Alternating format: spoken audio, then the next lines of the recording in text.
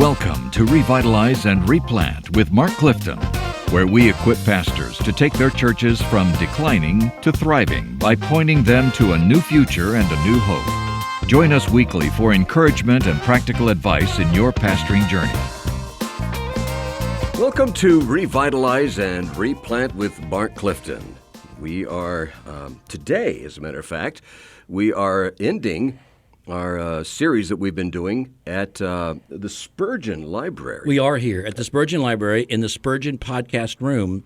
As we said, they had this shipped over from the Metropolitan Tabernacle. It's the one that Spurgeon, I mean, it has the original. It's all Victorian. Yeah. Victorian microphone, Victorian sound booth.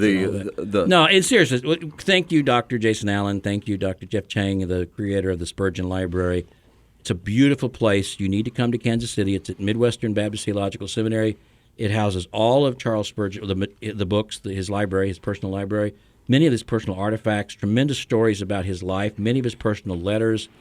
It's a treasure for Southern Baptists. You can get lost in this. It's a treasure for Midwestern, for Southern Baptists. We're so grateful for it, and they have been so gracious to us to allow us to use this really beautiful podcast studio for the last few days to record a number of podcasts. So thank you, Midwestern. Thank you, Spurgeon Library, for doing this. It's just been wonderful. And once again, we have with us Mark Halleck.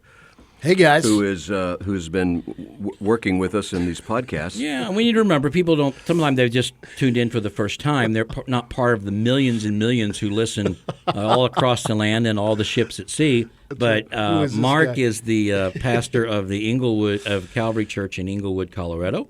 A replant that has done exceptionally well and has replanted or helped replant or plant 30 other churches across the Mountain States.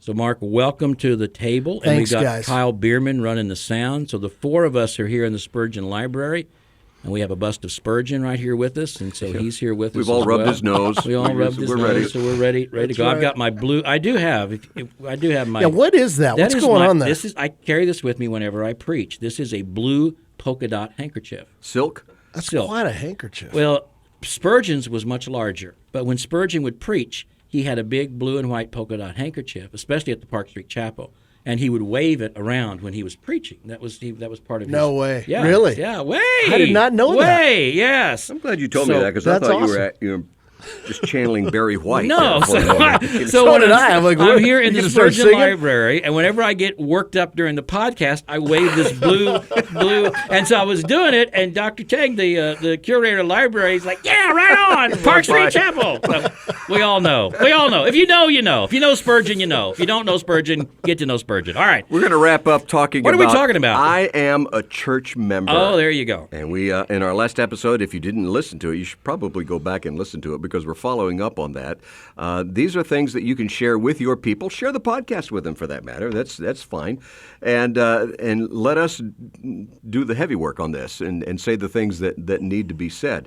That as we get into this, these are things that as a church member you have to come to agree to be a church member, a healthy, functioning church member. Real quickly, before we get into these three points that we're going to talk about, let's reset that whole thing that we talked about at the beginning of the last podcast about why a church member. Well, because, first of all, church membership is biblical, even though some people would argue with that. Again, the book of Hebrews says we're accountable for those in our care. We got to know who they are. The New Testament also says they remove people from the church, so you got to know who's in if you're going to remove them. So membership is biblical.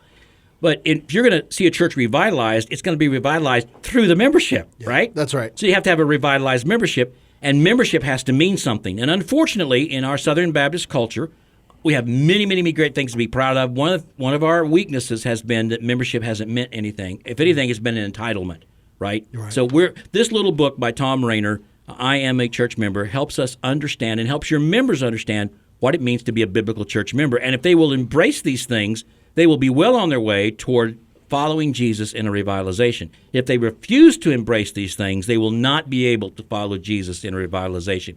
It is just that important. So the first three we looked at in the previous podcast, and by the way, this might be a really good podcast for you as a pastor to send a link to some of your members so they can listen to it. Seriously. The first one was, I will be a unifying church member. I will not let the church be about my preferences and desires, and I will pray for my church leaders. Guys, that is foundational church revitalization. So here we're going to go with the next three, the final three, and it begins with this.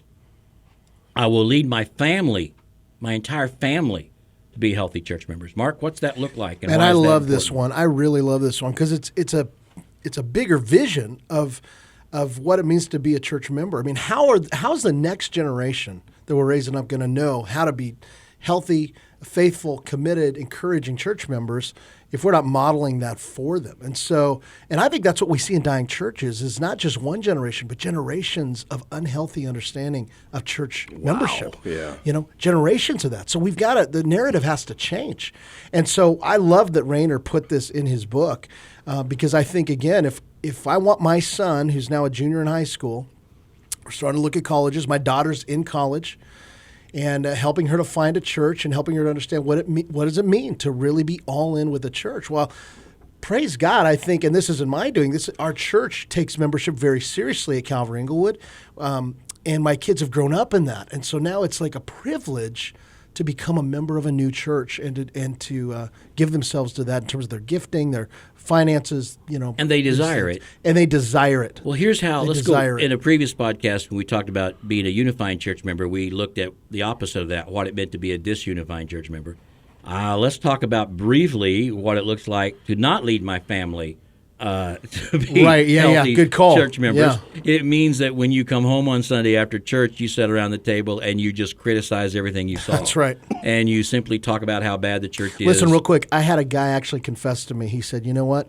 We're going to leave the church because I found myself every week we get into the minivan and all I did is complain to my kids about everything I don't like about your church. I said, really? Well, brother, I love you. I'm sorry you dislike us so much, right. But I think you're right because you're poisoning your son, period. Absolutely. And I it's so easy to do that. You come home and even when you talk about all the problems you had, I didn't like the music, I don't like that, the youth minister does this person said that, and our church, and I'm talking 3 and 4 year olds. That's exactly right. I'm not talking they pick up on your vibe. Yes. Is church valuable to you or not? Do you treasure it or not? Do you love these people or not? And what will really turn them off is if they see you, obviously, you know where I'm going with this, they see you behave one way toward the church leadership and the church at home, and an entirely different way when you step out of the car on Sunday morning. That's right. Dude, that is right. That is killer for your kids and for your family. That's right. Let's talk about the caveat of this, and this is a sensitive subject, but you as a pastor also have to lead your family. Well, it's an important subject. To be healthy church members. That's right. Because if you're doing that, in your own family, that's a problem. Absolutely. You cannot unload on your kids, especially all the problems of your church. And this is another podcast for another day. You can't unload on your wife. Now, you have to share with her when you're struggling. You don't want to hide that because you're one in the flesh. You're a team. But she is not appointed. She is not anointed by the Holy Spirit. She is not called as an anointed under-shepherd. She, therefore, does not have the grace to bear the burden of being a pastor. Right. Yep. So when you lay that on her, what is she supposed to do with it? Right. And you may then work out the problems you had with the people, but she's always going to remember how they treated you, and it's going to be very hard for her to come back from that, and you've just given her something she can't do anything about. So, yes, be as affirming as you can in front of your children and to your spouse about your church. Be sure to talk about the good things that happen. Sometimes in our families as pastors, and to our spouses, obviously, sometimes we only talk about the hurt, the bad things, the challenges. Make sure you talk about the good things. Yep, that's right. The great things. And especially if there's been a resolution. How much better it would be to come home and to tell your wife, I'm really struggling from things. It's nothing critical in terms of life-threatening or anything. It's just, just an average pastoral struggle. Just so the next few days or weeks, just continue to pray for me and then come back sometime later and say, that thing I was struggling with? Let me tell you how it worked out. Yeah, that's good. And tell her how it worked out. Yep. Sometimes we tell them the problems. We don't ever really show them how it worked out. Yeah, how the Lord. And let your kids know how much the church loves you and how much you love the church. And let the kids know all of that. So important. Let me just add one little, and this is just a little tip. There are times, right, as a pastor, you get phone calls. You got hard phone calls. Make it a habit to have hard phone calls outside of your house. What I have found is your kids are listening. If they love you, you're a good dad. You love them. they're listening to your tone. They're listening to conversations. And most of us don't live in some big house. And I would say, man, years of that over and over. I've talked with, in fact, there's studies that have come out on PKs. And one of the things that has come out is I heard every night my dad on difficult phone calls, and it scared me. It made me afraid of the church and afraid of people. So anyway, just one of those little things. Again, you're not trying to be fake. I think you're trying to be wise and shepherd your kids. Right. And you have a biblical obligation to do that. Yes. So I will lead my family. That is so good. I'm so grateful. I would not have thought of putting that in there. No, I know. That's so good. And what you said about generationally is important too. Yeah. To grow up a generation who value the church and treasure the church. I'm in Kansas City, right, and the Chiefs and all of that stuff. And I was a Chiefs fan when I was a kid. I remember when they went to the Super Bowl in 1970. I was 10 years old, and I've been a Chiefs fan all my life. I'm not near as rabid as I used to be. I don't have the bandwidth for sports I used to have, frankly. And sometimes I think, at least in my case, the older I get, the more I realize how transient and important that truly is in our lives. But that's another podcast for another day. But nonetheless, it's amazing how people will bring up their children to cherish the Chiefs or cherish the Cowboys or cherish Kentucky basketball. They'll buy them the gear. They'll talk about the stuff. They'll value that. They want I want my kid to grow up being a Wildcat, It is important. We're all Wildcats. How about saying I want my child to grow up being a follower of Jesus and a member of his church? That's eternal, man. That means something. That's so that's so important. So okay. What's the next one, Dan? Well, the next one is actually kind of a follow-up to what we've been talking about, and I'd like you to kind of dwell on this word. I will be a functioning church member. What does that mean? I think it means I'll be involved. Yeah. I'll find something I'm supposed to do. I will volunteer. I may have said it in a previous podcast, but. One time, I know I did, but Richard Blackaby had someone come up to him, a pastor, in a meeting we were at, and he said, Richard, I've been a pastor of this church for a bunch of years, and it's just nobody volunteers, nobody does anything. I can't get any volunteers. I can't get any leadership. I can't get anybody to do anything. We can't even get people to work in the nursery. We can't get people to visit. I can't get people to be on committees. And I think he was wanting Richard to probably commiserate with his pain and say, oh, you dear brother. Richard, under the leadership of the Holy Spirit, said, well, that's your job. That's your responsibility. You're a pastor. You are to develop leaders. And if that's not happening, you need to learn those skills. You need to let God teach you those skills. That is your job. And really, a functioning church member is a member who is part of the body. Remember, we all have a role to play. That's right. We're functioning. You're the arm, you're the hand, you're the eye, you're the ear, you're the right? That's what the picture was. Amen. That's so we got to function. Yeah. So if you just sit there and you don't do anything, well, then you're like paralyzed. You're not functioning. Or if you're antagonistic, well, then you're dysfunctional. Yes. So I'll be a functional church membership, not a dysfunctional church member. That's right. But I'll be doing something for goodness sake. Yeah. When I was at Warnell Road, the church in Kansas City we replanted, our strategy was, our passion was, if you want to be a member of Warnell, here's what you do. You agree you're going to be in corporate worship every time it's physically possible. That's important. And you're going to do other things. You're going to be part of a small group somewhere in our church, and you're going to make service a lifestyle. All right? So you're going to be involved. Yeah. You're going to be in a small group, and you're going to make service a lifestyle. However you're going to do it. And you're not just going to come and just sit. That's not it's not an option here. Not an option. And frankly, we'll talk in another podcast about membership requirements. But that's what you say up front. Now, you want to attend our church, man, attend all you want. God love you. We'd love to have you here, preach the gospel to you. You want to be a covenant member of our church? That involves being involved. That involves making a commitment that I will be involved with my time, with my money, with my talents. I'll let God use me. I will be a functioning, not a dysfunctional or a non-functional. Yes. But a functioning church member. That's right. Love that word. That's Unpack right. it, Mark. That's right. I wanted, before you do that, Mark, you talk. We were, before we started on this podcast, we were sitting around talking, and every church, not every church, but a lot of churches now will have their new members classes, Right. And you got to go through, 50 sessions, to learn how to be a good church member, and by the time you get to number 12, they don't come anymore. Yeah. But you guys don't do that at your church. How's yours It's work? a little different, and I think this would be worth the whole podcast, actually. Okay. So let me just kind of. So one is I think you have a responsibility as a pastor to know them before you're even talking about membership. So in other words, like we put it on our elders to get to know people, meet them before we even invite them into our membership process. Okay. And there are a lot of reasons for that, but I think that's part of shepherding is getting to know you. Now, wait a minute. You invite people. You don't just say, "Would you like to be a member?" No, of our we church? invite people into the membership process. But before they get involved in the membership process, the elders take a personal involvement in them to get to know them Like before they show up at the first class. Got you. Yeah, exactly. Okay. So, if somebody's not even saved and they're going, "Hey, we want to be a member," well, let's talk about Jesus first. Okay, you know what I mean? But yeah, we've tried different things. I mean, at first, for a long time, I was like, we're going to do a 12-week class. Well, that went over real well. So basically, our process is we want to get to know them on the front end. We invite them to a 3-class process, real basic, but the classes are in person. We actually say, I know it's hard, but we need to be in a room together. We want to love you, want to cast vision for what we're about. And then that leads to actually a covenant. So we have a membership covenant that we sign together. And then that leads to a commissioning.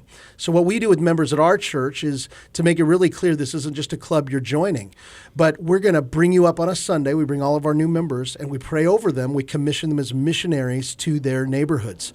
Well, that's a really different idea of what membership is and has helped us, again, to move beyond this is my country club to I'm a missionary in the city of Denver to this neighborhood. And so, again, that's a different approach to membership. But to me, I think it's the idea that you see in the New Testament of what we're all called to be and do. Now, one thing I want to say before I forget, how do we move, as pastors, how do you move people from the sidelines into the game, right? How do you actually be a functioning church member? And just 3 things I come back to over and over. Number 1, you have to teach on it. So you got to teach Romans 12. You got to help them to see from the Word that what its functioning member is, that you've got gifts to be used, these types of things. Number 2, you need to inspire or encourage them in that. It's not enough just to teach. You got to move the head. You got to stir their affections for what a privilege it is to actually do it. And then thirdly, and this is where we often don't do a very good job, you have to create pathways. That's right. You've got to create a clear pathway. It's not enough to get everybody fired up to use their gifts.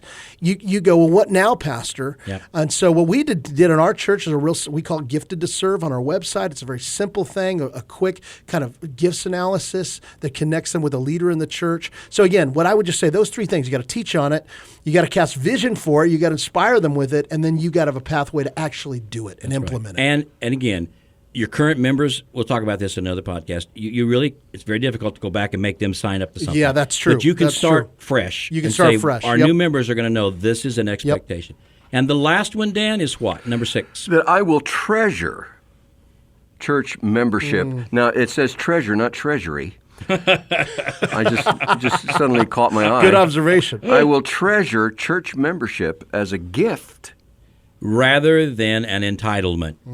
We live in a culture where membership means something. I'm a member of a club. I'm a member of the country club. I'm a member of my Rotary Club. I'm a member of my quilting club, whatever. Yeah, whatever it is. A club has membership, and the membership brings some privileges. And I have rights as a member to do these things. That's not what membership means in the church. Yeah. It is not an entitlement. It is a privilege. It is a treasure. It is the sweetest. Look, I probably say this at Linwood Church where I pastor. I probably say this every 2 or 3 Sundays. Somehow or another it comes out. You have 2 families in this world. You have your biological family. You didn't choose it, and some of us, God bless us with some wonderful parents and siblings. Others, your family is just sort of neutral. And then there are a tremendous number of people you talk to every Sunday morning who their family is maybe their deepest source of pain. Yeah. And their earthly biological family has been just really a difficult struggle for them. But thanks be to God, as a Christian, we have another family. Amen. We have the family of our local church. That's why back in the day we used to call Brother Dan and Brother Mark and Brother Kyle. It wasn't a title of distinction, it was a title of affection. Wow. And Sister Fern and Sister Frances. I mean, we were brothers and sisters, right? And the Scripture says that we should treat older men one way and younger men one way, and we should treat the women like this. We're all a family, okay? So you treasure your family. Yes. And this church is a chance to experience true family life in a sweet, wonderful way, and you want to treasure that. It's special. It is not a privilege you have. It is not entitlement. I'm a member, so therefore I get this. it is something you treasure. And what do you do with something you treasure? All right? First of all, you protect it. Right? You guard it. Yes. You're going to guard your treasure. I want to take care of my membership. I don't want to waste it. I don't want to be abusive to it. It's precious. I want to guard it. I want to treasure it. Another thing, you might display it. I love to collect. In fact, I'm going to go today. There's a great old watch store in Parkville, Missouri, and I love these old Bullival watches. They're not really a treasure, but to me they are. And so I'm going to go pick. I'm going to got one getting worked on. Does your wife know this? Yeah, doesn't know all of them. She knows some of them. And so I'm going to go pick up this one today. It's an old railroad watch from the 1950s, and what do I do? Just like this one, I'm showing it to you, right? I treasure it. I want you to see it. Yeah. So I want to display my membership. I'm not afraid of it. I don't hide it at work. I don't want people to know I'm not a member. I got this treasure, right? I mean, dude, I'm in Kansas City. If I had a sign Patrick Mahomes jersey, I'd want people to see it, right? Yeah. So something you treasure, you take care of, you protect. You also want to share it with people, and then thirdly, you just deeply value it. It becomes and things you value, you respect. This watch, I respect it. I don't want to abuse it. I don't want to hurt it. I want to make sure it's taken good care of. And I want to make sure my church is taken good care of. That word treasure is so important. You could just unpack that. I love that Tom did that. Dr. Rayner, you did a great job. I know he listens to every podcast. In fact, he listens to them 2 or 3 times. He tells me he does. No, I got to be honest. Has he subscribed? As he said, well, actually, he's heard some of these because we're redoing some of them he and I did 6 years ago. That's true. I'm serious about that, but we're doing them better. Anyway, nonetheless, thank you, Dr. Rayner, for doing that. But that's a great book. I am a church member. Yeah. I am a church member. Check it out. Look at it. See if it'll help you. And thank you for being part of this podcast. Dan always tells you to subscribe. Please subscribe. It really helps us get the word out. We care about dying churches. We care about struggling churches. And truthfully, guys and ladies, this podcast is a way to encourage so many people. That's all we want to do. So when you subscribe, you're part of that family. So please take a moment and subscribe to this podcast. We would deeply appreciate it. Thanks for joining us today on Revitalize and Replant. This podcast is brought to you by the North American Mission Board, where we help dying or struggling churches regain health for the glory of God and the good of their communities. If you found this conversation helpful, don't forget to subscribe to the podcast on your favorite platform. To learn more about becoming a replanting pastor or to explore resources about revitalization for your own church, visit churchreplanters.com.